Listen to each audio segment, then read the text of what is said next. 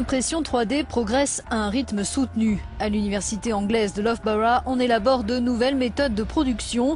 L'objet de base est scanné ou créé numériquement, analysé et découpé en tranches dans des milliers de minuscules couches, puis formé en 3D. Cette technologie pourrait révolutionner la conception des produits. Ce que nous avons ici est un prototype d'une maquette de Ford T fabriquée grâce à une technologie d'impression 3D qui en fait est très similaire à l'impression 2D en jet d'encre que tout le monde a chez soi. Une fois enlevés tous les éléments de support, voilà ce qu'on obtient. Voici une pièce particulièrement esthétique avec laquelle on a essayé de créer un déambulateur pour les personnes handicapées, mais on peut avoir la même approche pour produire des composants de faible poids pour l'aérospatiale. On a fabriqué ça selon un procédé plutôt conventionnel à partir de polymères, mais on peut aussi le faire en métal.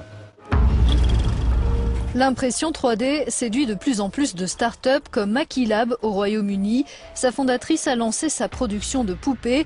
Aucun besoin de les faire fabriquer à l'autre bout de la planète. Tout se passe chez elle à Londres et les commandes viennent du monde entier.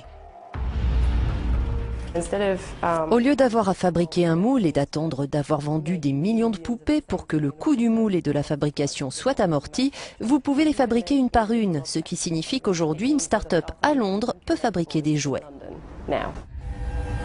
Jusqu'à présent, la modélisation 3D était destinée à une utilisation professionnelle, notamment médicale, en s'ouvrant à d'autres domaines, mais aussi aux particuliers. Elle donne l'opportunité de fabriquer à petite échelle et de manière personnalisée. Ce serait presque un retour à l'artisanat.